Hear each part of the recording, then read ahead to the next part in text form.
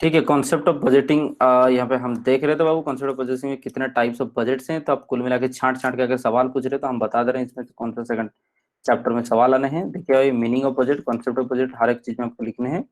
ठीक है, definition of budgets, यहाँ पे कौन सा सवाल है बता दे रहे हैं हम। ये तो लिखोगे नहीं लिखोगे वो आपका मर्जी। एडवांटेजेस डिसएडवांटेजेस ऑफ बजटिंग, ठीक है, ये इसको बोनस में लेकर के चलो, ये काम की नहीं है, दिस इज द क्वेश्चन। ठीक है, कॉन्सेप्ट ऑफ बजटिंग तुरंत बाद आपको लिखा होगा एसेंशियल ऑफ इफेक्टिव बजटिंग, आप लिखो।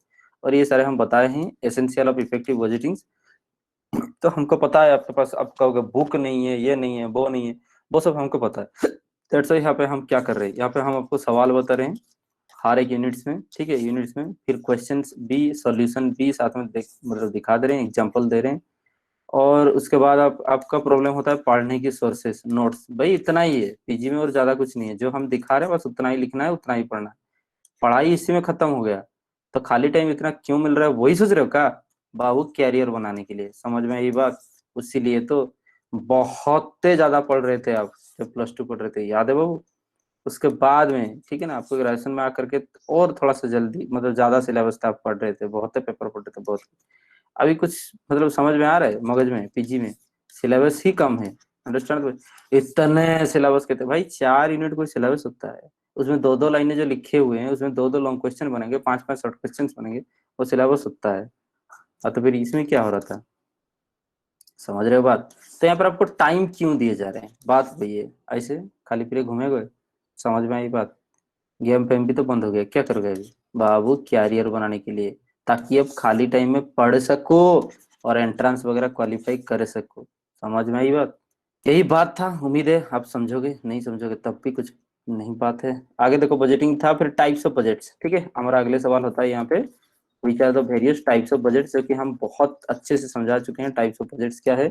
तो दूसरा क्वेश्चन इस यूनिट्स का वही है। ठीक है, क्लासिफिकेशन अकॉर्डिंग टू टाइम देखे थे हम, क्लासिफिकेशन अकॉर्डिंग टू फंक्शन देखे थे हम, purchase, percent budget etcetera, master budget, फिर classification according to the flexibility, फिर fixed budget, flexible budget. Fixed budget और फ्लेक्सिबल बजट ऐसा नहीं कि जो चेंज हो जाएगा वो फ्लेक्सिबल बजट, उसके अंदर भी और भी मसाला था।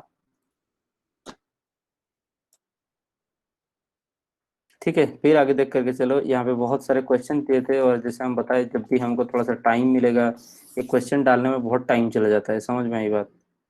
ठीक है, हालांकि हाँ, कहीं ना कहीं से हम कॉपी ही करेंगे, फिर भी तो टाइम लगता है ना वो, ऐसा थोड़ी होता है। तो जब टाइम मिलेगा तो हम और एक्स्ट्रा चीजें आपको दे देंगे। यहाँ पे हम क्वेश्चन बहुत सारे दिए हैं जो कि आप एंट्रेंस प्रैक्टिस में कर सकते हो। अंडरस्टैंड द पॉइंट्स दिखा रहे हैं कि वही बात है। ये कीवर्ड से कुछ कीवर्ड्स दे दिए हैं ताकि इस शॉर्ट क्वेश्चन की सबसे क्रैक कर सको, ये बात था। फिर आंसर भी दे रखे हैं शॉर्ट क्वेश्चन का, ताकि आप पता है हमें नहीं आएगा आंसर तो यहाँ पे देख लोगे आप। और बुक्स बता रहे थे अभी आज की बात की, देखो नेक्स्ट क्लासेस समझ में आएगा। तो preparation and the review of budgets, understand the points. तो नेक्स्ट वीक अब भाषण तो लगा दिया कि सेल्स बजट है, प्रोडक्शन बजट है, मास्टर बजट है, बनेगा कैसे, समझ में आई बात? और बजट का हम कंट्रोल कैसे करें, रिव्यू कैसे करें, चेंज कैसे करें, इसके ऊपर अच्छे अच्छे होने वाले हैं। बिल्कुल, चलिए नेक्स्ट वीक देखिए। तो ऑब्जेक्टिव क्या है, introduction, sales budget, projection budget, production cost budget, material budget, purchase budget, direct budget, ये सारे के सारे बजट हम कैसे बनाएंगे। फिर कैश बजट आगे है, मास्टर बजट कैसे बनाएंगे, बजट रिवीजन हो जाता है, और बजट रिकॉर्ड, ये सब का मतलब क्या है, समझ में? जितना तक टाइम होगा उतना तक हम एक्सप्लेन करेंगे, आगे तक आप आपके ऊपर में कुछ छोड़ देंगे, आप देख करके कुछ समझोगे। समझ आए एक बात? फिर आगे देख करके चले तो हम यहाँ तक हमको खत्म करना है, दैट्स सही। कुछ एक चीज का आप क्या करोगे खुद से, ठीक है ना? हम सारे के सारे अगर बताएंगे तो ये 2 घंटा लगेगा, हर एक चीज का एक प्रैक्टिकल प्रॉब्लम बताएंगे तो 2 घंटा नहीं लगेगा, 4 घंटा लगेगा, समझ में आई बात? तो एक कॉन्सेप्ट समझाना यहाँ हमारा ऑब्जेक्टिव है। Understand the points. लाइनें खींच खींच करके, ड्राइंग बना बना करके 5 क्लासेस को एक्सटेंड करने में टाइम नहीं होता है। और भी क्लासेस हैं, और भी बच्चे हैं। तो वही होता है ऑब्जेक्टिव हमारा यहाँ पर यही रहेगा कि preparation, different types of budget कैसे बनाएंगे, मास्टर बजट कैसे बनता है, और अगर बजट बन गया तो उसका रिव्यू कंट्रोल हम कैसे करेंगे, समझ में आई बात? तो प्रिपरेशन बजट की बात क्या है, देखो इंट्रोडक्शन में लिखा हुआ है, पहले हम पढ़ चुके हैं। तो पहले यूनिट में हम पढ़ चुके हैं कॉन्सेप्ट क्या है, बजटिंग क्या है, कैसे आप अच्छे बजटिंग सिस्टम को हम एस्टेब्लिश कर देंगे अपने ऑर्गेनाइजेशन में, ताकि हमारा कॉस्ट इफेक्टिव हो और हमारे मतलब बजट के हिसाब से हम कंट्रोल कर सके। एक्चुअल फिगर्स जो रहा उसको एस्टिमेटेड फिगर के साथ कंपेयर करके हम आगे जा करके मैनेजमेंट को फिर ये मैसेज दे सकते हैं कि हमारा कंपनी का चढ़ाव उतार कैसे चल रहा है। और ये भी हम पढ़ चुके हैं कि principal instrument for projecting future cost revenue is the essential aspect of the manufacturing finance cost. ठीक है, तो बजट ही वो की कंसेप्ट होता है, ठीक है ना, जिसमें कि फाइनेंशियल कंट्रोल कर सके, और ये मैनेजमेंट अकाउंटिंग का बहुत अहम हिस्सा होता है। This is the things. Budgeting, budget is that statement is called the budget. Understand the points. Budgeting means the process of preparing, monitoring and controlling the budget. So budgets helps करता है monitoring the present as well as the past. Understand the अभी का situation क्या है, past का situation क्या था, इसको मॉनिटर करता है। तो बजट प्रिपरेशन इन्वॉल्व होता है नंबर ऑफ फोरकास्ट और projections. This is the things. Involve से नंबर ऑफ फोरकास्ट और प्रोजेक्शंस। आगे जाकर के हम फोरकास्ट का मतलब ही होता है फ्यूचर एस्टिमेशन को आप दिखा सको, प्रेजेंट कर सको। प्रोजेक्शन का ही मतलब वही होता है। Understand the point. It starts with sales forecasting and ends with the completion of the master budget. This is the thing in this study about ये बात है। तो जैसे हम आपको बताए थे, अगर मान करके चले कि सबसे पहले जो बेस होता है, किसके ऊपर सब कुछ आधार होता है, बेस बजट क्या है, अगर क्लास अटेंड किए हो तो आप, वो है सेल्स बजट। समझ में आई बात। This is the thing, sales budget. Sales के बजट ऊपर डिपेंड करता है हमारा प्रोडक्शन बजट। प्रोडक्शन बजट के ऊपर डिपेंड करता है हमारा परचेज बजट। फिर यहाँ पे डिपेंड करता है वेरियस फंक्शनल एक्सपेंसेस बजट। ऐसे करते करते लास्ट में सब सारे बजट्स को मिला करके एक स्टेटमेंट बनाते हैं, जो कि इस सारे बजट्स की समरी थोड़ा दे सके, समझ आए। इसका नाम हो गया था मास्टर बजट। तो क्या समझ में आया बाबू? सेल्स बजट काम शुरू होगा, मास्टर बजट से बना देंगे हम, वहीं पे हमारा बजटिंग का काम खत्म। यही बात था, ठीक है।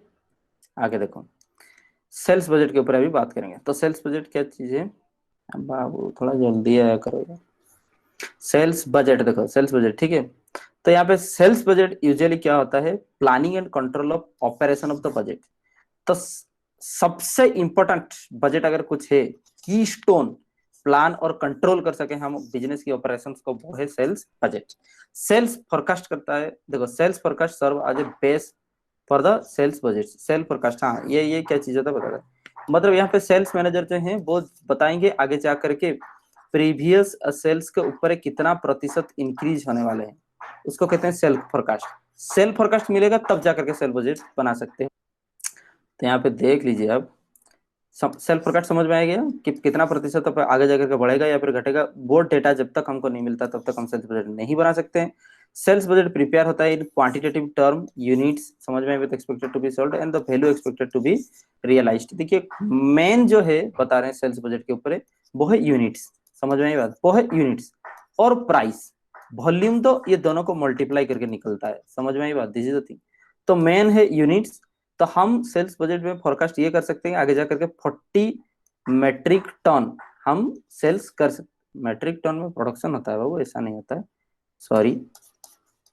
40,000 यूनिट्स, सॉरी 40,000 यूनिट्स हम सेल कर सकते हैं, और ये ₹10 में सेल हो सकता है। समझ में आई बात।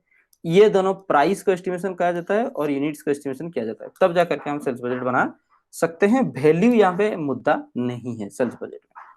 फिर आगे देखो, फिर वैल्यू निकलता है उसके बाद। कहने का मतलब बेस ये है, उसके बाद वैल्यू निकलता है। लेकिन प्रोडक्शन बजट में कॉस्ट और वैल्यू का कोई मतलब है नहीं है। आगे देखेंगे, सेल्स मैनेजर यह क्या होता है, डायरेक्टली वो रेस्पॉन्सिबल है प्रिपेयर करेंगे and execution of the sales budget. समझ में आई बात। देखिए, ऐसे ही सेल्स मैनेजर को तनख्वाह नहीं मिलता है, तो he is responsible prepare and execution के लिए वो रेस्पॉन्सिबल है। ये प्रिपेयर होता है according to the requirement of the business while preparing the sales budget. ठीक है, बिजनेस की रिक्वायरमेंट किस हिसाब से, उस हिसाब से सेल्स बजट आपकी बनेगा। नेक्स्ट इट यूजफुल क्लासिफिकेशन में भी क्या हो सकते हैं, देखो मतलब आपकी सेल्स बजट में कौन से प्रोडक्ट है XYZ, टेरिटरीज कौन से एरिया में, समझ में आई बात, कौन से एरिया में आप दोगे। यहाँ पे लिखेंगे झारसुगुड़ा, यहाँ पे लिखेंगे हम संबलपुर, बरगढ़, और यहाँ पे लिखेंगे मानरपुर साइड। समझ में आई बात। कस्टमर्स वो कौन से रहेंगे डेमोग्राफिक वाइज, कस्टमर्स वो कौन से वाले कस्टमर्स हैं, तो अलग अलग टाइप के कस्टमर्स हैं। समझ रहे हो कि नहीं, यहाँ पे आप लिख सकते हो कस्टमर डेमोग्राफिक वाइज चले तो male female etcetera, kids gents etcetera. फिर लिखे हुए सेल्समैन वाइज भी क्लासिफिकेशन हो सकते हैं, ठीक है ना, ABC, इतना इतना इसको टारगेट दिया गया है। मोर देन वन क्लासिफिकेशन में भी एम्प्लॉयड, ऐसा भी हो सकता है कि रघुवीर संबलपुर में 25,000 यूनिट्स बेचेंगे। समझ में आई बात। तो मोर देन वन क्लासिफिकेशन भी बजट में आ सकते हैं। This is the things. तो बजट ऐसा ही नहीं बनता कि 2002 में जाकर के इतना बेचना है। Demographic wise, product wise, territory wise, salesman wise, area wise classification उसमें रहने चाहिए। समझ में आई बात? अदरवाइज वो एक बजट ही नहीं माना जाएगा। तो बजट बनाने के टाइम, सेल्स बजट बनाने के टाइम ये चीजें सामने रखने चाहिए। सेल्समैन एस्टिमेट क्या है? सबसे पहले सेल्समैन को पता है वो कितना कपड़ा बेचा था, उस हिसाब से वो बता देगा राउरकेला में कितना कपड़ा वो बेच सकता है। समझ में आई बात? आपके ऑर्डर कितने हैं अभी, पास्ट में आप कैसे रेस्पॉन्स मिला था आपको, मैनेजमेंट का पॉलिसी क्या है आगे जा करके, फिर सीजनल फ्लक्चुएशन भी तो देखना है। कोरोना चल रहा है, आप कहोगे हम उखाड़ देंगे, कुछ नहीं होने वाला है। तो यहाँ पे आपकी जो जो चीजें नॉट नेसेसरी है, जो निडी चीजें नहीं है, सैनिटाइजर और मेडिसिन थोड़ी है जो बेच जाएंगे सब कुछ। समझ में आई बात? जो चीजें अभी नहीं चाहिए, अभी अब आप कहोगे सपोज टीवी कौन खरीद रहा है? टीवी शायद मतलब मार्च से अभी तक में शायद 2-3 टीवी बेचे होंगे हमारे एरिया में। समझ रहे हो? तो सीजनल फ्लक्चुएशन आपको देखना है कि अभी का टाइम में फ्लक्चुएशन कैसे हो रहा है, उतार चढ़ाव देखना है आपको। मटेरियल अवेलेबल है कि नहीं, समझ में? यहाँ पे भाषण लगाएंगे हम 50 लाख यूनिट बेच देंगे, अरे बाबू उतना प्रोडक्शन ही नहीं हो सकता, तुम कैसे बेच दोगे? मटेरियल की अवेलेबिलिटी है कि नहीं, प्लांट की कैपेसिटी क्या है, मतलब प्रोडक्शन के ऊपर डिपेंड करता है कि सेल्स कितना होगा वो भी। फिर फाइनेंस कितना है अवेलेबिलिटी, हम एडवर्टाइजमेंट में कितना पैसा खर्च कर सकते हैं, मार्केट हमारा पॉजिटिव है कि नेगेटिव है, potential of the market, competition level क्या है। समझ में आई बात? हम जियो हैं, हमारे लिए कुछ कंपटीशन नहीं है। यस, हम नया कंज्यूमर ले सकते हैं और बहुत रिचार्ज करवा सकते हैं, हमारा कोई कंपटीटर नहीं है। समझ में आई बात? This is the thing. Airtel, Airtel का अपना ही जगह है, उसका भी कोई कंपटीटर नहीं। अभी ऐसे ही बात है कि अगर जियो और एयरटेल मान के चले मोबाइल नेटवर्क के हिसाब से, इसका भी कंपटीटर कोई नहीं है, इसका भी कंपटीटर कोई नहीं। एयरटेल का मुद्दा ही कुछ अलग है, जियो का कोई अलग ही बात है, कोई किसी का कस्टमर नहीं ले रहा है। समझ रहे हो बात? This is the thing. फिर पोजीशन ऑफ कॉम्पिटिटर्स की क्या है, उनका अभी सिचुएशन कैसा चल रहा है, उनके पास अगर थ्रेट है तो हमारे पास अपॉर्चुनिटी है, ये सब देख करके फिर जा करके आप सेल्स बजट बना सकते हो। तो आप लिखोगे जब ना, थ्योरी में यही लिखोगे। समझ में आई बात? अगर आपकी बात ये नोट आप जल्दी जल्दी कर सकते हो तो उसमें से कर दो, या फिर आपको स्क्रीनशॉट लेना है तो उसके ऊपर ले जाओ, या फिर हम सलाह देंगे बाद में रिव्यू कर भी सकते हो, जो आपकी जैसे मर्जी। हमको चाहिए नोट्स, हम आपको दे रहे हैं बस, और कुछ नहीं। फिर आगे देखो क्वेश्चन सवाल 1। सवाल 1 में हम देख करके अभी समझ जाएंगे, जितने सारा पढ़े इसको देख करके हम समझ जाएंगे सेल्स बजट एक्चुअली कैसे चलता है। समझ में आई बात? 2-3 प्रॉब्लम समझा देंगे, उसके बाद it's too much time taking, understand the points. इसको बताना भी बहुत टाइम टेकिंग है, और ड्रॉ करना तो अलग ही बात है। मतलब ये सवाल रहा, ये सवाल रहा, ठीक है, ये क्वेश्चन रहा, ये भी क्वेश्चन रहा, ठीक है, तो ये आंसर रहा, ये आंसर रहा। ज्यादा नहीं, 2 घंटा लगेगा अगर इसको ड्रॉ करते बैठेंगे तो। हम तो होशियार हैं। नेक्स्ट रीड देखो। तो यहाँ पे रामू मैन्युफैक्चर करता है 2 तरह की खिलौना। समझ में आई बात? एक है राजा, एक है रानी। वाह क्या बात है, क्या बात, अलग ही बात है।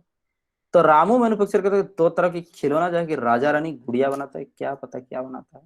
और वो सेल करता है कहाँ पे? आगरा एंड मुंबई के मार्केट में। मत दैट मीन्स कि उसके पास प्रोडक्ट 2 तरह की है, और यहाँ पे मार्केट 2 तरह की है। हाँ, बहुत इजी होता है sales budget, project cash budget. Cash budget थोड़ा सा ट्रिकी है, लेकिन कोई बात नहीं, प्रोडक्शन इजी होता है, लेकिन कॉम्प्लेक्सिटी थोड़ा होता है। जैसे आप देखो ना, जो बाइवेरिएट एनालिसिस, ठीक है ना, यूनिवेरिएट बाइवेरिएट एनालिसिस से पढ़े हो ना, है कुछ नहीं, आप रट दोगे इसको इसमें मल्टीप्लाई करना है, उसी तरह। मतलब इसमें लेंदी सवाल बहुत है, आप ड्रॉ करके, लेकिन इजी चीज है। तो आप उसे कैसे प्रेजेंट करोगे वो अभी हम बता देंगे, लेकिन चीजें कॉम्प्लेक्स ज्यादा होता है, ठीक है, बात वही है। तो ये नीचे दिए हुए हैं, करंट ईयर 2003-4 के ऊपर है, इंफॉर्मेशन दिए हुए हैं, ठीक है ना। नहीं नहीं sorry, the following information made available for the current year. हाँ ठीक है, 3-4 के लिए डेटा सब दिए हुए हैं। देखो, प्लेस क्या है? आगरा और मुंबई। टाइप्स ऑफ टॉयज, मतलब आगरा और मुंबई में कैसे कैसे हमारे पास 2 प्रोडक्ट है। तो आगरा में राजा कितना बेच गए, रानी कितने, यहाँ पे राजा कितने, रानी कितने। अरे वाह, तो कहानी सुना रहे जैसे लग रहा है। एक था कहानी, उसमें थे राजा रानी, मर गए दोनों, खत्म कहानी। सुने हो कि नहीं ये वाला? इतना शॉर्ट स्टोरी, वही बात है। फिर बजटेड सेल्स देखो, 2002-3 में, मतलब पिछले साल में बजट यही था, एक्चुअल यही था। समझ में आई बात? बजट यही था, एक्चुअल यही था। कुछ एक चीज कहीं कमेंट आप कर सकते हो, हम कमेंट मॉनिटर कर रहे हैं, अगर कुछ चाहिए होगा तो, ठीक है ना, वही बात। नेक्स्ट डेट क्या होगा देखो, आप राजा रानी ये चीजें हैं। और बजट था 2002-3, मतलब लास्ट साल, क्योंकि अभी 3-4 की बात कर रहे हैं। लास्ट साल में बजट यही था, एक्चुअली यही सेल हुआ है, ठीक है। इतना इतना बजट किए थे, लेकिन कहीं पे ज्यादा हो रहे हैं, कहीं पे कम हो रहे हैं। लेकिन प्राइस जितने सोचे थे उतने में ही काम हो रहे हैं। यहाँ पे देखो ज्यादा हो रहे हैं, यहाँ पे कम हो रहे हैं, कोई बात नहीं। फिर मार्केट स्टडी करके हमको ये पता चला कि राजा ज्यादा पॉपुलर होते जा रहा है। सो ये लेकिन कम प्राइस हो रखा है, तो इसलिए क्या करेंगे, राजा को 1 रुपए का बढ़ा देंगे। ठीक है, क्योंकि मार्केट ऑब्जर्व कर सकता है। अदरवाइज दिखा जा रहा है कि रानी जो है वो ज्यादा प्राइस, मतलब ओवर प्राइस्ड हो चुका है, तो मार्केट ज्यादा ले सकते हैं अगर हम इसको रिड्यूस कर देंगे 20 तक का। अच्छा, इसका मतलब क्या, देखो बता रहे हैं, मतलब ये कह रहा है कि जो 9 रुपए चल रहा है ना, जो ये राजा प्रोडक्ट है 9 रुपए चल रहा है, इसको 10 करवा देंगे। और रानी जो है उसका मार्केट नहीं है, तो 21 में काय रोल कर रही है, इसको हम 20 करवा देंगे। मतलब वहां +1 ऐड करना है प्राइस में, और इसमें प्रोडक्ट में -1 करना है। ठीक है, तो नेक्स्ट बजट जो बनेगा वो रिवाइज्ड प्राइस में बनेगा, यही बात है। मैनेजमेंट एग्री करता है ये एवो प्राइस को लेकर के बजट बनाया जाए। ठीक है, तो आगे देखो, तो उसके हिसाब से देख करके चले तो ये एस्टिमेट किया गया। सेल्स मैनेजर एस्टिमेट क्या करते हैं, देखो सेल्स मैनेजर जब नहीं बताएगा कि आगे जाकर के प्रोडक्शन बढ़ेगा या फिर घटेगा, तो हम सेल्स बजट कैसे बना सकते हैं। ठीक है, यही बात है। वो ये जो राजा रानी की कहानी आगे बढ़ता चला, ठीक है ना, एक था राजा एक था रानी, दोनों मर गए, खत्म कहानी। ठीक है, इसे हम छोटा छोटा कहानी बताया करते थे स्कूलों में। तो प्रोडक्ट ये था, वो इंक्रीज क्या हो रहा है। आगरा मार्केट में राजा 10% बढ़ जाने हैं, ये 20% बढ़ जाना है, मुंबई मार्केट में ये 5-10 बढ़ जाना है। समझ में आई बात, this is the things Mumbai के मार्केट में। नेक्स्ट वीक क्या करें, देखो ये जो एडवर्टाइजमेंट हम एक तो करेंगे ना बहुत अच्छे तरीके से, तो और भी ज्यादा हम सेल्स कर सकते हैं। राजा को आगरा में 60 यूनिट बढ़ा सकते हैं, मुंबई में 60 यूनिट, 40-50 यूनिट। मतलब एक तो क्योंकि पिछले साल हमारा प्रोडक्ट उतना फेमस नहीं था, तो अभी फेमस हो गया, तो इंक्रीज हो सकता है ऑटोमेटिकली। ये हो गया आपके जेनरिक इंक्रीज। ठीक है ना, यहाँ पे हम पुशअप लगा सकते हैं, अगर थोड़ा सा एडवर्टाइजमेंट कर दें तो ये आगरा और मुंबई मार्केट में थोड़ा थोड़ा ज्यादा बढ़ जाएगा। तो ये जो डेटा मिला उस हिसाब से हम आगे काम करेंगे। तो हमको कहा जा रहा है बाबू तुम बजट बना दो सेल्स की, ये सारे के सारे एस्टिमेट को इनकॉर्पोरेट करके बना देंगे, उसमें कौन सा बड़ा बात है। ठीक है, तो इसको देखने से सॉल्यूशन ये जो दे रखे हैं हम, उससे पहले हम वर्किंग नोट पे चलते हैं। ये जो वर्किंग नोट दे रखे हैं, यहाँ पे कितना इंक्रीज हो रहा है, पहले उसको देखेंगे। समझ में आई बात, सबसे पहले किसको काम किया जाएगा, देखो बजट टू बजट कंपेयर होता है। समझ में आई बात, फॉर एग्जाम्पल हम बता दे रहे हैं ये बजटेड सेल्स है, तो इस फिगर को लेकर के आप इंक्रीज करोगे, बजट टू बजट कंपेयर होता है। ठीक है, बजटेड टू बजटेड, 400, 300, 600, 500। समझ में आई बात, तो यहाँ पे देखो, ये पे लिखा हुआ है 400, कहाँ गया, 300, 600, 500। ठीक है, फिर जैसे वो इंक्रीज करने के लिए बोल दिया था उस हिसाब से आप इंक्रीज कर दोगे, 10, 5, 20, 10। ठीक है ना, ये बात है, तो पहले इंक्रीज कर दो 10, 5, यहाँ पे देखो 20, 10 इंक्रीज हुआ है। लेकिन वो कह रहा है एडवर्टाइजमेंट के चलते और भी इंक्रीज करवा सकते हैं। ठीक है ना, 60 यूनिट, 40 यूनिट, 60 यूनिट, 50 यूनिट। तो आप क्या करोगे, पहले तो जितना जेनेरिक इंक्रीज हो गया इंक्रीज कर दिए। फिर वो कह रहा है कुछ नहीं है, पहले का बजट दिया हुआ था, पहले का बजट दिया हुआ था आगरा में, और पहले हम काम कर रहे हैं राजा के ऊपर, उसके बाद लिखा हुआ है नीचे रानी। समझ रहे हो, आप कैसे भी क्लासिफिकेशन कर सकते हो, आप कैसे भी। सपोज आगरा और मुंबई आप लेफ्ट तरफ लेके आए, मैट्रिक्स सबको पता है ना। ठीक है ना, तो यहाँ पे राजा और मुंबई को आप लेफ्ट तरफ लेकर के आए, ऊपर में प्रोडक्ट लिख सकते हो। ये जो लिखा हुआ है इसमें कुछ फिक्स्ड नहीं है, आप कैसे भी कैलकुलेट कर सकते हो। आपको बस यही देखना है कि 10-5 ऑटोमेटिक इंक्रीज हो रहा है, 20-10 ऑटोमेटिक इंक्रीज हो रहा है, और कुछ एडवर्टाइजमेंट से इंक्रीज हो रहा है। क्या करना है, प्लस करना है भाई, और क्या करना है, प्लस करना है भाई, और क्या करना है। ठीक है, तो ये तो हो गए, इंक्रीज हो गए हमारा मार्केट, हम खा चुके हैं। फिर एडवर्टाइजमेंट में चलते, देखो 60, 70, 40, 50 आड़ हुआ है। ठीक है, देख लेते हैं। तो यहाँ पे देखो एडवर्टाइजमेंट के चलते 60, हाँ 70 है, 40, 50, 60, 70, 40, 50, यहाँ पे लिख दो 70 यूनिट्स। ठीक है, तो यहाँ पे बात वही है, 60 unit, 70 unit, 40 unit, 50 unit increase है, तो कुल अभी क्या हो गया।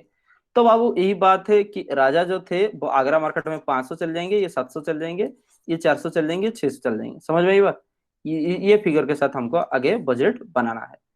तो अभी क्या समझ में आया, सबसे पहले जो क्वेश्चन दिया होगा उसमें से जो इंक्रीज डिक्रीज कहा होगा यूनिट्स का, पहले आप यूनिट्स के ऊपर काम करोगे। समझ में आई बात, पहले आप यूनिट्स के ऊपर काम करोगे, जैसे ही मिल गया कि नेक्स्ट ईयर जाकर के यूनिट्स कैसा होगा, तब एक तो टेबल बना देना है। ठीक है, टेबल बना देना है। नेक्स्ट हम आपको यहाँ पे बता रहे हैं, देखो सेल्स बजट दिया हुआ है, पहले क्या होगा, हमेशा पास्ट को मतलब इंक्लूड किया जाता है। फिर उसके बाद करंट। ठीक है, देखो ऐसा कोई बजट नहीं होगा जो पास्ट फिगर को लेकर के कंपेयर ना किया गया हो। बजट का मतलब ही वही होता है। बजट मतलब हम आपको सिखाए थे तीन चीजें, पास्ट, करेंट, फ्यूचर। समझ में आई बात? बजट का मतलब ही वही होता है। तो आप पास्ट डेटा को लेकर के करंटली बजट बना रहे हो फ्यूचर के लिए। फिर से समझो, पास्ट की डेटा को लेकर के करंटली बजट बना रहे हो जो कि फ्यूचर के लिए। ऐसा बात नहीं, जो करंटली बजट का मतलब ही होता है कि अभी जो बजट बना रहे हैं वो मतलब इस साल सेल्स होने से पहले ये बनाए जाते हैं। समझ में आई बात? This is the things. Budget for future इसलिए लिखा हुआ है, देखो। ठीक है, चलो कोई बात नहीं। तो 2002-03 की ये बात है, ये बजट था 2002-03 की, ये बजट था जो कि ऑलरेडी दे चुका है। और 2002-03 की एक्चुअल से भाई दोनों ही तो दे रखे हैं, सवाल से उतरना है आपको, कुछ नहीं है। ये देखो 2002-03 की बजट एक्चुअल, ठीक है। तो 2002-03 की आपको भी बजटेड और एक्चुअल लिख देना है। जो जो फिगर दिए हुए हैं कॉपी करना है, कुछ नहीं है, रोल कॉपी करना है। 400, 300, 600, 500, देख लो आप। 400, 300, 600, 500, फिर 921, 921 कोई बात नहीं, वैल्यू मल्टीप्लाई कर दोगे तो मिल जाएंगे। समझ रहे बात? क्या बनाना है आपको, कॉलम बता रहे हैं। सबसे पहले पास्ट ईयर का बजटेड, अगर दिया हुआ है तो पास्ट ईयर की एक्चुअल। समझ रहे हो? फिर करंट ईयर की बजटेड। आप कहोगे करंट ईयर की एक्चुअल, ए बाबू करंट ईयर का एक्चुअल कहां से आएगा जब बजट बना रहे हैं? तो बजट तो बना ही रहे इसलिए कि ताकि आगे जाकर सेल करेंगे। ये beginning of the year, beginning of the financial year, या फिर उससे पहले बनाए जाते हैं। जनरली बजट आता है फरवरी में। समझ में आई बात? फरवरी में बजट इसलिए आता है क्योंकि हमारा साल स्टार्ट होगा अप्रैल से मार्च, उसीलिए हमारे इंडिया में फाइनेंशियल एक्ट भी आते हैं फरवरी से। इंडिया में बजट आता है फरवरी से, ताकि आगे जाकर के अप्रैल और मार्च तक व्यापार कैसे चलेगा, कौन सा टैक्स रेट कैसे रहेगा, तय होता है। तो कंपनी में भी बजट बन जाता है फरवरी को, तो ये फरवरी में बनता है। समझ में आई बात? This is the things. तो फिर आगे देख करके चलो, जितने थे उतना कॉपी कर रहे हैं और कुछ नहीं। फिर से कंफ्यूजन हो रहा है, फिर से बता रहे हैं। यहाँ पे बजटेड 2002-03 का 400, 300, 600, 500, उसको कॉपी करना है 400, 300, 600, 500। ठीक है, तो राजा रानी, कहानी कहानी। फिर लिखा हुआ एक जगह में टोटल टोटल, मर्जी हो टोटल कॉलम ये करना है, नहीं मर्जी है इसको नहीं करना है, क्योंकि लास्ट में जाकर के तो टोटल करना ही है। आप जैसे क्लासिफिकेशन करोगे, 921, 921 दिया हुआ था, मल्टीप्लाई करोगे तो वैल्यू मिल जाएगा। फिर यहाँ पे एक तो टोटल कॉलम करना है। समझ में आई बात? यहाँ पे देखो, ये area wise, product wise, area wise, product wise. Agra में राजा इतने बजट था और आगरा में रानी इतना था। मुंबई राजा इतना था, मुंबई रानी इतना था। अजीब लग रहा है, लेकिन ये चीज क्या है जो अभी बाद में ज्वाइन किए और राजा रानी में पगला जाएंगे। बाबू ये प्रोडक्ट है हमारे, ये टॉयज है। समझ रहे हो कि नहीं बात? ये टॉयज है। राजा करके एक टॉय है और रानी करके एक टॉय है। समझ रहे हो? आपस में शादी करवा देंगे, कोई बात नहीं। आगे देखो, फिर एक्चुअल सेल्स जो है, एक्चुअल सेल्स जो है 2003 टू थ्री का, ये दिया हुआ। बाबू उसको कॉपी किया गया, कुछ नहीं किया गया, रोल कुछ नहीं है। यहाँ पे देखो 500, 200, 700, 400। समझ में आई बात? आगे चलो, 500, 200, 700, 400, बाबू कॉपी किया गया है। 921, 921, ये इतना बजट हम लिए थे, इतना एक्चुअल हुआ था, कुछ नहीं है, खत्म। फिर इस दोनों में टोटल टोटल, समझ में आई बात? 700, 1100, 1800, 700, 1100, 1800, फिर टोटल पैसा ये दोनों को मिला करके ये दोनों को मिला करके तो ये हॉरिजेंटली प्रिपेयर किया गया है। आप वर्टिकली भी प्रिपेयर कर सकते हो। तो आपका क्या हो जाएगा, आगरा यहाँ पे आ जाएंगे, और आगरा यहाँ पे आ जाएंगे, यहाँ पे आपकी क्या आ जाएंगे, मुंबई आ जाएंगे, यहाँ पे आपके आ जाएंगे टोटल। समझ में आई बात? फिर आगरा में दो रहेगा राजा रानी, मुंबई में दो रहेगा राजा रानी, टोटल में दो रहेगा राजा रानी। समझ में आई बात? तो आपकी जो ये ईयर है इस तरफ आ जाएंगे। ठीक है, नीचे आ जाएंगे। यहाँ पे 2002-03 बजट, 2002-03 एक्चुअल, फिर यहाँ पे 2003-04, ये नहीं लिखा हुआ है, 2003-04, अच्छा लिखा हुआ 2003-04 की, फिर यहाँ पे मतलब इसको प्लेस, जिस मैट्रिक्स सबको पता है। छक्की सुने आप खेले हो? दिखा दे रहे, नहीं खेले हो तो। यहाँ पे 3 लगा हुआ है छक्की। समझ में आई बात? यहाँ पे लिखा है शून्य शून्य। इसको अगर चेंज कर दोगे इस जगह में क्या होने हैं, इन तीनों को यहाँ पे ले आओगे, फिर यहाँ पे हो जाएंगे शून्य शून्य। समझ में आई बात? Row becomes column, column becomes the row, interchange आप कर सकते। तो जिस हिसाब से आप बनाओगे, कोई ऐसा रूल नहीं है, जैसे आपको इजी लगे। फिर आगे देखते हैं। तो हम कैलकुलेशन किए बाबू यहाँ पे आगे जा करके कि इस साल जो है ना वो कैसा होना है। ठीक है, तो राजा रानी को देख करिए, 500, 400, 700, 600। समझ में आई बात? तो इस साल ऐसा होना है। फिर देखते हैं 500, 400, 700, 600, खत्म बात। लेकिन एक तो सवाल थे, आगे देख करके चलो आप। अरे बाबू हम कैसे चलाते हैं क्वेश्चन, हमको नहीं समझ में आता। हाँ, तो प्राइस जो 9 था वो 10 हो जाएगा, जो 21 था वो 20 हो जाएगा। क्यों? इसका डिमांड बढ़ता जा रहा है तो +1 कर देंगे, जिसका डिमांड कम हो रहा है -1 कर देंगे। ये चीज यहाँ पे लिखे हुए हैं, ठीक है। तो फिर उस हिसाब से इस साल की जो प्राइस लगाना है वो 10 और 20 में लगा देना है। बहुत ईजी ना, इसको मल्टीप्लाई करना है, फाइनल कॉलम आपको मिल जाने हैं। तो 500 400 इसका सब टोटल एक तो किया हुआ है, फिर रानी का सब टोटल किया हुआ है, फिर ये दोनों को मिला करके 1300 900 कितना हुआ 2200, ये दोनों को मिला करके फिर कितना हुआ 32,000। तो इस साल की जो बजट है 2200 कुल हम बेच देंगे, 32,000 सेल्स हमको पैसा मिल जाने हैं। ऐसा बजट हो गया, समझ में आई बात। तो सबसे पहले आपको क्या करना है, सबसे पहले आपको यूनिट्स निकाल देने हैं, सवाल में पूरा दिया होगा, चढ़ाव उतार के हिसाब से यूनिट बना देने हैं। फिर आगे जाकर के आपको classification year wise, production wise, gender wise, demographic wise आपको क्लासिफिकेशन लगा देना है। नालायक जो होते हैं वो भाग जाने हैं, नहीं सुनना है उनको कुछ। फिर आगे जो होते हैं, देखो ये क्वेश्चन दिया हुआ है, उस हिसाब से को काम कर देना है। इंक्रीज डिक्रीज, मतलब कहने का मतलब ये है कि इसमें टाइम टेकन और कुछ नहीं था, क्या इजी तो टाइम टेकिंग, आगे भी वैसे ही चलेगा, ठीक है। चलो प्रोडक्शन बजट के ऊपर हम अगर बात करें तो प्रोडक्शन, देखो प्रोडक्शन बजट क्या होता है, फिर से ये फोरकास्ट है आगे जाकर के प्रोडक्शन कितना होगा, ठीक है ना, कितना बजट होगा पीरियड का। तो ये प्रोवाइड करता है estimation of the total volume of production product wise with the scheduling of operation by days week month and also forecast the closing finished product inventory. तो प्रोडक्शन बजट हमको क्या बताता है कि नेक्स्ट पीरियड जो भी रहेगा हमारा, नेक्स्ट पीरियड जो भी रहेगा, छोड़ो उसको काट ही देंगे हम, आपको पता ही हम नहीं सुनते किसी का। आगे देखो नेक्स्ट, पहले बात ये है कि प्रोडक्शन फोरकास्ट कैसे होगा, नहीं क्या बता रहे थे यार, छोड़ दो बता रहे। और आपको ये product wise XYZ product wise आपके प्रोडक्शन कितने होने हैं, next week month wise day wise आपको मिल जाएगा। जनवरी में कितना प्रोडक्शन होना है, फरवरी में कितना, मार्च में कितना प्रोडक्शन होना है। और तो और जनवरी में ओपनिंग कितना, क्लोजिंग कितना, फरवरी में ओपनिंग कितना, क्लोजिंग कितना, मार्च में ओपनिंग कितना, क्लोजिंग कितना, ओपनिंग क्लोजिंग बैलेंसेस भी आपको मिल जाना है। इतना तक हम कर देते हैं एस्टिमेट, समझ में आई बात। और ये सारे के सारे यूनिट्स में होते हैं, जनरली यूनिट्स में होते हैं। अगर इसमें कॉस्ट मल्टीप्लाई कर दोगे तो कॉस्ट ऑफ प्रोडक्शन मिल जाएगा, और क्या। तो प्रोडक्शन बजट मेनली यूनिट्स के हिसाब से होता है, तो पास्ट को देख करके फ्यूचर एस्टिमेट करते हैं, और ये प्रोडक्ट वाइज टाइम वाइज आपकी क्लासिफिकेशन हो जाता है। ये सेल्स बजट के ऊपर बेस होता है। सबसे पहला बात ये, जब तक सेल्स बजट ना बना लो, ये चीज ठीक है ना, ये चीज ये फिगर जब तक ना बना लो तब तक प्रोडक्शन बजट बन नहीं सकता है। तो फैक्ट्री मैनेजर जो है वो रिस्पॉन्सिबल है, प्रिपेयर करेंगे, एडमिनिस्ट्रेशन करेंगे, एग्जीक्यूशन करेंगे, मतलब इसको प्रिपेयर करेंगे, प्लान करेंगे, एस्टिमेशन करेंगे, इंप्लीमेंटेशन करेंगे। जो फैक्ट्री मैनेजर है वो रिस्पॉन्सिबल है, उसको काम करेंगे। समझ में आई बात, किसको, प्रोडक्शन बजट को। तो ये बजट प्रिपेयर होगा डिपार्टमेंट वाइज, डिपार्टमेंट वाइज आपको पता है, shoe department, garment department, like this, ठीक है। ये बजट प्रिपेयर होता है क्वांटिटी टर्म्स ओनली, सिर्फ और सिर्फ क्वांटिटी को मुद्दे में रख करके ये आप प्रिपेयर होना है, ठीक है ना, यही बात है।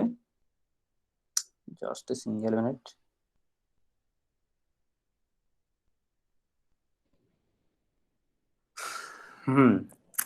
This budget is prepare in quantity terms only. अच्छा चलो कोई बात नहीं, आगे क्या दिया हुआ नेक्स्ट देखो। तो मेन फैक्टर जो है, आप प्रोडक्शन को जब बना रहे हो उसमें से क्या क्या सामने रखोगे आप, इन्वेंटरी पॉलिसी क्या है आपकी, समझ रहे हो कि आपकी स्टॉक की पॉलिसी क्या है, कितना दिन रखते हो, कितना दिन नहीं, एवरेज इन्वेंटरी क्या रहता है, कैसा क्या कौन सा माल आप रखते हो, सेल्स की रिक्वायरमेंट क्या है, उस हिसाब से प्रोडक्शन करोगे। सेल्स 50 करना है, प्रोडक्शन 500 करना है, बाकी 450 क्या करोगे, खा जाओगे या फिर घर लोगे, दहेज में साथ लेकर के जाओगे, क्या करोगे आप। प्रोडक्शन डिपेंड करता है सेल्स के ऊपर है, आप कितना कैपेबिलिटी है सेल्स कर दे सकते हो मार्केट में, उस हिसाब से प्रोडक्शन होने हैं। यूनिफॉर्मिटी ऑफ प्रोडक्शन, समझ, यूनिफॉर्मिटी ऑफ प्रोडक्शन का मतलब अलग अलग चीजें हैं। आप यूनिफॉर्मिटी मेंटेन करो प्रोडक्शन में, हर महीना एक जैसा, हर क्वार्टर में एक जैसा, हर प्रोडक्ट एक जैसा, समझ में आई बात। तब आपका सेल्स का जो होगा ना फ्लो भी अच्छे से चलता रहेगा, ठीक है। तो यहाँ पे प्रोडक्ट वाइज टाइम वाइज आपको यूनिफॉर्मिटी मेंटेन करना है, प्लांट के कैपेसिटी देखने पड़ेंगे। अब हम 80% कैपेसिटी में काम कर रहे हैं प्लांट में, तो 8,000 यूनिट प्रोडक्शन कर सकते हैं, 8,000 प्रोडक्शन कर सकते हैं, समझ में मत। कल सुबह जाकर के अगर 100% कैपेसिटी में, प्लांट कैपेसिटी में काम करेंगे तो 10,000 यूनिट्स प्रोडक्शन कर सकते हैं। तो प्लांट कैपेसिटी क्या है, इनपुट्स मतलब लेबर, पैसा और मटेरियल, समझ में आई बात। आपकी इनपुट्स क्या है उस हिसाब से प्रोडक्शन कर सकते हो, ड्यूरेशन ऑफ द प्रोडक्शन, आपको टाइम कितना मिल रहा है प्रोडक्शन के लिए, उस हिसाब से आप बजट बनाओगे। आपको 5 दिन में 50 लाख यूनिट्स नहीं बना सकते हो। तो प्रोडक्शन कंप्यूट हो सकता है कैसे बाबू, यूनिट टू बी प्रोड्यूस्ड कैसे कैलकुलेशन होगा, sales plus closing stock less opening stock. समझ में आई बात, बहुत इजी है। नहीं नहीं कुछ नहीं समझ में आया बाबू, हम एक चीज आपको बता दे रहे हैं, ठीक है। चलिए एक एग्जांपल लगाते हैं, ठीक है ना। 10 यूनिट्स, एक चीज बता रहे हैं, 10 यूनिट आपका सुबह था जब ये दुकान आप खोले, 10 पैकेट बिस्किट था, समझ में आई बात। पहले से आज क्या किए हो, 5 पैकेट फिर से खरीदे हो, ठीक है। बाद में जाकर के आप देखे कि 12 ही पैकेट आपके पास स्टॉक पड़ा हुआ है। फिर से लिखते हैं, this is the opening stock. 5 packet खरीदे हो या फिर बनाए हो, ये प्रोडक्शन हो गया, ठीक है। आपको पता नहीं कितना पैकेट आप सेल्स कर दिए, लेकिन आपके पास बचा हुआ है क्लोजिंग स्टॉक 12 पैकेट। बता सकते हो आप कितना पैकेट बेच दिए हो, कमेंट करो, ठीक है ना। हम भी साथ साथ बता दे रहे हैं। 10 पैकेट आपको सुबह से था, 5 पैकेट आप फिर से बनाए या फिर परचेज किए हो, ठीक है। और पता नहीं आप कितना सेल्स करवा दिए हो, लेकिन लास्ट में जाकर के दुकान बंद होने का टाइम आप देख रहे हो 12 पैकेट आपके पास है। बताओगे।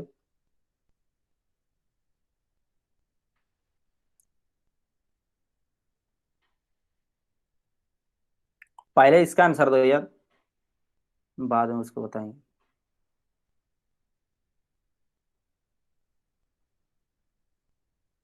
ठीक है चलो, सीख होने में लेट हो रहा है, कोई बात नहीं, आप कर ही दोगे। तो 10 यूनिट पहले से था, अभी 5 यूनिट आप खरीदे हो, दैट मीन्स आपके पास होना कितना चाहिए था, 15। 15 यूनिट होना चाहिए था। फिर आप देख रहे हो 12 यूनिट है, मतलब -3। समझ में ही बात। तो 3 यूनिट आप क्या किए हो, सेल्स किए हो, तब जाकर के ना आपका क्लोजिंग स्टॉक बताएंगे हम, 83 85 उसमें हम आएंगे। तो यहाँ पे सेल्स जो आप कर दे हो 3 यूनिट्स, तो क्लोजिंग स्टॉक आपके पास कितना रह जाना चाहिए, 12 units. Understand the point, this is the things. तो यहाँ पे 12 यूनिट्स यहाँ पे बचना है,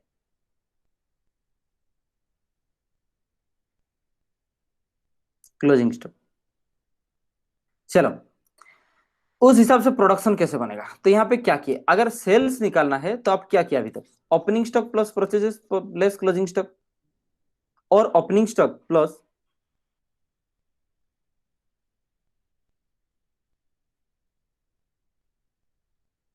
opening stock plus purchases less closing stock. Understand the points. तो sales equal to opening stock plus purchases less closing stock, और प्रोडक्शन जो प्रोडक्शन कर रहे हैं प्रोडक्शन। अब प्रोडक्शन कैसे निकालना है, बहुत इजी भाई, sales less opening stock plus closing stock. समझ में आई बात, दिस इज द थिंग। तो प्रोडक्शन कैसे निकाल सकता है, sales less opening stock plus closing stock. तो सेल्स यूनिट आपको पता है, ओपनिंग स्टॉक और क्लोजिंग स्टॉक। अभी सवाल है ये किसी का, कि यहाँ पे budgeted sales unit to be produced, मतलब फ्यूचर की बात हो रही है, अभी जितना प्रोडक्शन हो उसके नहीं, कितना यूनिट प्रोडक्शन होगा उसी को ही प्रोडक्शन बजट कहते हैं। तो इसके लिए क्या डेटा चाहिए, सेल्स चाहिए, क्लोजिंग स्टॉक चाहिए, ओपनिंग स्टॉक चाहिए। तो इसमें बजटेड सेल्स लिखा हुआ ना, क्योंकि फ्यूचर में सेल्स करेंगे, अभी नहीं, बजट बना रहे। डिजायर्ड क्लोजिंग स्टॉक क्यों लिखा हुआ है सर, किसी का सवाल है। क्योंकि ये अभी क्लोजिंग स्टॉक नहीं है, फ्यूचर में जाकर के हमको चाहिए इतना क्लोजिंग स्टॉक रहेगा, हम एस्टिमेट कर रहे हैं, इसलिए उसका नाम हो गया डिजायर्ड क्लोजिंग स्टॉक। ये भी ओपनिंग स्टॉक इतना जाकर के रहेगा, इसलिए opening stock of finished good. अभी समझ में आ गया बात। So this is but concerned about the future, that's why future में कितना प्रोडक्शन होगा, बजट बना रहे हैं, तो फ्यूचर में कितना सेल होगा, फ्यूचर में कितना क्लोजिंग स्टॉक रहेगा, फ्यूचर में कितना ओपनिंग स्टॉक रहेगा, उसके ऊपर डिपेंड करता है। तो पहले आप क्या करते थे, सेल्स निकालने के लिए ओपनिंग स्टॉक को ऐड करे थे, क्लोजिंग स्टॉक को लेस करे थे, अभी उल्टा करना होगा, क्लोजिंग स्टॉक को ऐड करके ओपनिंग स्टॉक को लेस कर दोगे, तो प्रोडक्शन मिल जाना है। इसको आप ज्यादा टाइम हम समझा दिए, थोड़ा सा वेट करो हमको तो। हाँ दिस इज द थिंग, तो ऐसा प्रोजेक्ट निकलेगा, ठीक है। तो नेक्स्ट वीट देखो, क्वेश्चन नंबर 2, प्रोडक्शन बजट के ऊपर बात करेंगे अभी कैसे क्या होगा। एक कंपनी, मैन्युफैक्चरिंग कंपनी जो है, वो ये डेटा मतलब आपको दे रहे हैं, first quarter of 2002, first quarter 2002 दे रहे हैं, इसका मतलब हमको सेकंड क्वार्टर शायद बनाना पड़ेगा, जो भी। सो फर्स्ट क्वार्टर ऑफ 2002 में क्या बात हुआ, सेल्स यूनिट्स के हिसाब से बात करेंगे हम यहाँ पे, ऑब्वियसली यूनिट्स के हिसाब से बात करेंगे। तो जनवरी फरवरी मार्च इज द फर्स्ट क्वार्टर, अगर ईयर को ऐसा माना जाएगा 2002 2003, तो फिर ये कैसे स्टार्ट होते हैं, ये स्टार्ट होते हैं जान से डिस, समझ रहे हो, तो जनवरी से दिसंबर स्टार्ट होते हैं। तो इस हिसाब से क्वार्टर क्या बनना है, जनवरी फरवरी मार्च। Understand the point. तो ये बात है, अगर लिखा हुआ कहीं पे 2002-3, इसका मतलब ये साल कैसे स्टार्ट होते हैं, अप्रैल से मार्च, समझ में आई बात। तो अप्रैल से मार्च, तो यहाँ पे फर्स्ट क्वार्टर क्या हो जाने हैं, यहाँ पे हो जाएगा first quarter April May June. Understand the point, इसका ज्ञान आपको थोड़ा सा होने चाहिए। तो यहाँ पे फर्स्ट क्वार्टर जो 2002 ले रहा है, मतलब एक कैलेंडर ईयर के हिसाब से काम चल रहा है। तो जनवरी फरवरी मार्च में दिया हुआ कि उसके पास 3 प्रोडक्ट है, product X, product Y, product Z. 50,000, 60,000, 20,000 ऐसा सेल किए हैं वो फर्स्ट क्वार्टर में, ठीक है। सेलिंग प्राइस उनका जो था अभी तक 10, 20, 40, ये बात है। तो टारगेट क्या है फर्स्ट क्वार्टर 2003 में, तो हाँ ये भी बात है। तो 2003 में फर्स्ट क्वार्टर में क्या होंगे आपकी बजट, वो डिपेंड करता है 2002 में फर्स्ट क्वार्टर में क्या हुए थे। क्या समझ में आई बात। उस हिसाब से 2003 में सेकंड क्वार्टर में क्या होंगे, वो 2002 का सेकंड क्वार्टर से हिसाब से डिपेंड होगा। क्यों, क्योंकि साल में माना जाता है एक तो चढ़ाव उतार, मतलब उतार एक तो होता है, वो फ्लक्चुएशन पीरियड होता है, सीजनल वाइज, टाइम वाइज, समझ में आई बात। तो कंज्यूमर बिहेवियर ऐसे एनालिसिस किए जाते हैं, यही बात है। तो आगे देख करके चलो कि फर्स्ट क्वार्टर 2003 में हम मान करके चल रहे हैं, ये बात था, इंक्रीज होगा 20%, 10%, 10%, समझ में आई बात। किसमें ना, सेल्स क्वांटिटी में। तो जितने हुए हैं उसके ऊपर प्लस कर देंगे, और कुछ बात नहीं। सेल्स प्राइस जो है वो नहीं बढ़ेगा यहाँ पे, प्रोडक्ट एक्स के लिए, वाई जेड के लिए 10%, 25% बढ़ेगा। प्राइस कुछ नहीं है, एक बार यूनिट्स निकल जाएगा तो प्राइस को मल्टीप्लाई करना है, उसमें कुछ नहीं।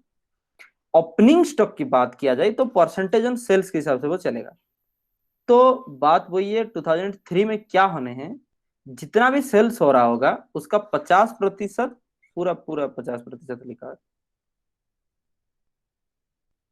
50% करके ओपनिंग स्टॉक रहेगा। मतलब जितना भी सेल्स यूनिट फिक्स होंगे, ओपनिंग स्टॉक जो है सेल्स का 50% रहेगा, ओपनिंग स्टॉक मान करके चलते हैं, ठीक है। और क्लोजिंग स्टॉक वो दे रखा है मार्च 31, 2003 में। मतलब मार्च महीने के क्लोजिंग स्टॉक कितने हैं वो दे रखे हैं, 40, 50, 10, समझ में आई बात। मार्च महीने के एंड में जो है, ये बात है स्टॉक पोजीशन 2003 में क्लोजिंग स्टॉक दे रखे हैं। तो अभी तो हमको चाहिए पूरा क्वार्टर, मतलब क्या, जनवरी और फरवरी। तो जनवरी और फरवरी में क्लोजिंग स्टॉक कैसे रहेंगे ना, वो percentage of subsequent month sale, समझ रहे हो कि नहीं बात। लॉजिकल चीजें हैं। वो कह रहे हैं अगले साल की जितना सेल से उसके ऊपर डिपेंड करता है, अगले महीने, सॉरी सॉरी, सब्सिक्वेंट मंथ का परसेंटेज 50%, 50%, 50%। दैट मीन्स कि अप्रैल में जितना सेल होना है उसका 50% यहाँ पे रहना है स्टॉक। तो हमको क्या बनाएंगे, हम सेल्स एंड प्रोडक्शन बजट बनाएंगे। क्यों, वो भी बता रहे हैं। फर्स्ट क्वार्टर ऑफ 2003, 2002 का फर्स्ट क्वार्टर का डेटा दिया हुआ है, 2003 में इंक्रीज डिक्रीज कैसा होगा, बजट का मतलब ही वही है। आपको पास्ट डेटा दे दिए जाएंगे, फिर इंक्रीज डिक्रीज के डेटा दिए जाएंगे, फिर आप जाकर के आगे कैसे होगा इसको आप एनालिसिस करोगे, इसको आप डिसाइड करोगे, ठीक है। 2003 में वही बात है, देख लो आगे। सेल्स बजट और पहले बनाना पड़ जाएंगे, उसके बाद जाकर के आपको प्रोडक्शन बजट बना सकते हो। ये देखो, ये सेल्स बजट है, फिर थोड़ा सा वर्किंग नोट करना पड़ेगा कैसा इंक्रीज हो रहा है, फिर जाकर के हम बना सकते हैं प्रोडक्शन बजट। आगे और भी बातें होंगे। तो सेल्स बजट क्यों बनाना पड़ जाएंगे, क्योंकि सेल्स के ऊपर डिपेंड करता है प्रोडक्शन कितना होगा। और यहां भी लिखा हुआ है देखो, percentage of sales opening stock रहेंगे, समझ में आई बात। यहां पर भी देखो क्लोजिंग स्टॉक कितना रहेंगे, percentage of sales of subsequent होता ही है, क्योंकि सेल्स के ऊपर डिपेंड करता है ओपनिंग स्टॉक कितना होगा, क्लोजिंग स्टॉक कितना होगा। अब सेल्स बहुत ज्यादा हो रहे हैं, क्लोजिंग स्टॉक कम होगा, सेल्स कम हो रहे हैं। तो ये एक तो मतलब ये जो परसेंटेज दिए हुए हैं, ये based on the past experience, और वो सेल्स के ऊपर डिपेंड करता है। इसलिए हम सबसे पहले सेल्स का बजट बनाते हैं। तो पहले सेल्स का बजट यहाँ पे बना देते हैं, सेल्स दिया हुआ था, देखो यहाँ पे सेल्स बजट, ठीक है। तो 2002 का दिया हुआ था, अभी 2003 का हम बनाएंगे, जनवरी 2003, जनवरी 2003, मार्च 2003, ठीक है, यही बात है। नेक्स्ट वीट चलो, product product X, product Y, product Z, कुछ नहीं है बाबू, आगे देख करके चलो। प्रोडक्ट एक्स वाई जेड पहले कैसे था, ठीक है, प्रोडक्ट एक्स वाई जेड, यहाँ पे देखो 50, 60, 20। तो अभी क्या होने हैं 50, 60, 20, और आज जो होगा इंक्रीज जो होगा 20%, 10%, 10%। मतलब 50 के ऊपर 20%, यहाँ पे 10%, यहाँ पे 10%, मतलब ये कितना हो जाना है, 60,000 हो जाने हैं। यहाँ पे 60,000 हो जाने हैं, यहाँ पे 66, 22, देखो हो गया है 60, 66, 22, समझ में आई बात। तो जितना इंक्रीज डिक्रीज करेगा उस हिसाब से हम काम कर देंगे। फिर देखो एक बार यूनिट मिल गया, ये क्या, जनवरी अलग कैलकुलेशन हुआ है, फरवरी अलग, मार्च अलग। हो सकता है आप जनवरी फरवरी मार्च ऐसे नीचे नीचे यहाँ भी कर सकते हो, प्रोडक्ट एक्स वाई जेड आपके उस हिसाब से यहाँ चले जाएंगे। समझ में आई बात? Row becomes column, column becomes रो, अब जैसे बनाओगे आपकी मर्जी। तो अभी तक देखें हम जो है 60 66 28 का बात समझिए। फिर क्या कहा है, जब प्राइस से सेलिंग प्राइस जो है 10 कुछ नहीं होगा, लेकिन 20 में बढ़ जाएगा तो 22 हो जाएगा, 40 में 25 बढ़ जाना है तो 50 हो जाएंगे। समझ में आई बात? देख लो यहाँ पे हो गया है 10 22 50, उसको मल्टीप्लाई कर दो, इतना इतना इतना हो जाना है। फिर ये यूनिट्स का टोटल और वैल्यू का टोटल, पूरा समझ में आ गई बात। यहाँ पे इंक्रीज कितना हुआ था आपको इंक्रीज कर दोगे, प्राइस का इंक्रीज इंक्रीज कर दोगे, यूनिट और रेट मल्टीप्लाई करने से वैल्यू आ जाता है। आपको मिल गया कि जनवरी में टोटल 1,48,000 यूनिट्स प्रोडक्शन करने हैं और उसका वैल्यू इतने हो जाने हैं। उस टाइप का फरवरी, उस टाइप का मार्च। समझ में बात? तो यहाँ पे फरवरी की बात करें तो कितना है 40 50 20, ठीक है। और कितना करके पड़ेगा 20 10 10 करके देखते हैं। तो ये हो जाना है 48,000, ये हो जाना है 55 22, ठीक है। तो 48 55 22, फिर प्राइस तो उतना ही है 10, फिर ये देखो 22 का 22, फिर 50 का 50, मल्टीप्लाई कर देना है। उस हिसाब से मार्च भी कैलकुलेट हुए हैं। फिर जनवरी फरवरी मार्च का एक total, total units value, units value, फिर टोटल में इतना यूनिट्स इतना वैल्यू। तो तीनों क्वार्टर को मिला करके कितना कितना यूनिट्स एक्स वाई जेड का हुआ, ठीक है ना, यहाँ पे एक्स वाई जेड मिला करके, और टोटल सब कुछ इतना, this much of units, this much of value एक क्वार्टर का। तो टोटल कॉलम आपको हमेशा बनाना पड़ जाएंगे। फिर आगे देख करके चलेंगे तो हम ये बात है, ये कैलकुलेशन क्या था, वही चीज इंक्रीज लिखा हुआ था, वही चीज। मतलब बजटेड जितना था 50,000, यहाँ पे 20%, 10%, 10%, अरे जो हम डायरेक्ट ओरली कर दिए वही चीज लिखा हुआ है। समझ रहे कि नहीं? ये 20 10 10 जो इंक्रीज हुआ है उसी का फिगर यहाँ पे दिया हुआ है, 20 10 10 जो इंक्रीज हुआ है। भाई हम मुंह से कर देंगे भाई, कैलकुलेटर नहीं चाहिए, क्या बात कर रहे हो आप? 50 के ऊपर 10 बढ़ोतरी, यहाँ पे देखो 40 के ऊपर 8 चढ़ा हुआ है, ये बात वही है, आप इंक्रीज करे देना है। Production x, production by, product sorry product X, product by, product Z. Understand the points? तो ये इस हिसाब से क्या हुआ आपका मतलब नहीं, आप कैसे भी करो, कैसे भी करो, हॉराइजेंटली करो, वर्टिकली करो, यहाँ प्लेस करो, वहां प्लेस करो, आपको कैलकुलेशन करना है। दिस इज द थिंग, ठीक है। फिर आगे देख करके चलो प्रोडक्शन कैसे निकलेंगे, production budget for the first quarter 2003। अभी इसके लिए हमको क्या चाहिए?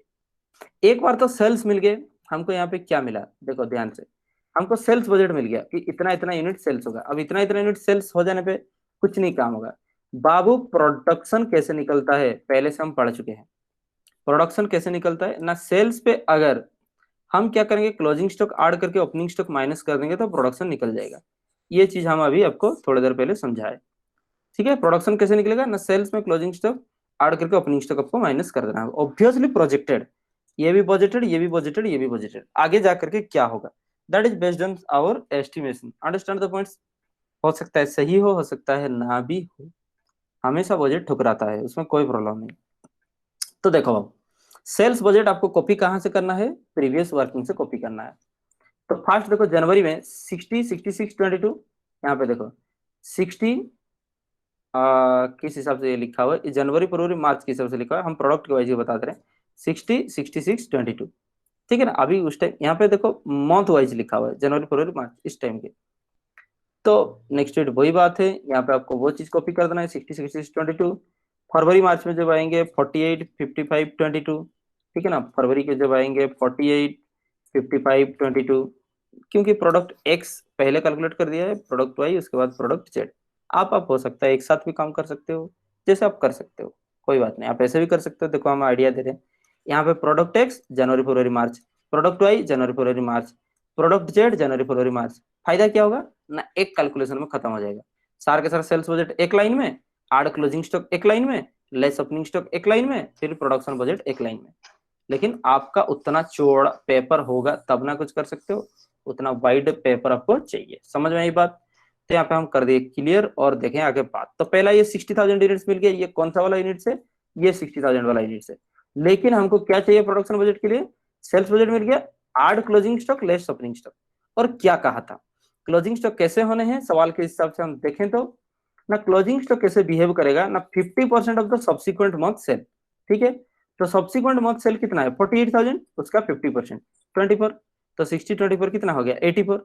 अभी ओपनिंग स्टॉक कैसे बिहेव करेगा, ओपनिंग स्टॉक वो कह रहा है कि इस साल का ना, इस महीने के जो सेल्स होगा ना उसका परसेंटेज, और वो भी 50%। तो ठीक है, इस महीने का सेल्स देखे तो 60,000, उसका 50% का मतलब हो गया 30,000। समझ में आई बात? तो इसको इसको ऐड कर देना है, 84,000 हो गए, लेस कर देना है 54,000 हो गए। समझ में आई बात? तो sales add closing stock less opening stock is the production. Sales add closing stock less opening stock is the production. पूरा एकदम बिल्कुल भाई समझदारी की बात है। सेल्स कैसे निकलता है? Opening plus production less closing. तो भाई प्रोडक्शन कैसे निकलेगा? Sales plus closing less opening stock. इतना भी समझ नहीं है तो हम नहीं पढ़ना चाहिए मास्टर डिग्री। ठीक है, तो यही बात है। तो यहाँ पे प्रोडक्शन बजट आगे 54,000, यहाँ पे 60,000, यहाँ पे 76,000। This is the things. तो इतना कॉम्प्लेक्स कैलकुलेशन को आप एक यहाँ पे ये बाई कंप्यूटर पेन एटसेट्रा यहाँ पे हम ड्रॉ नहीं कर सकते हैं। It's not practically possible at all. Understand the point? That's why I explain the already this is the things.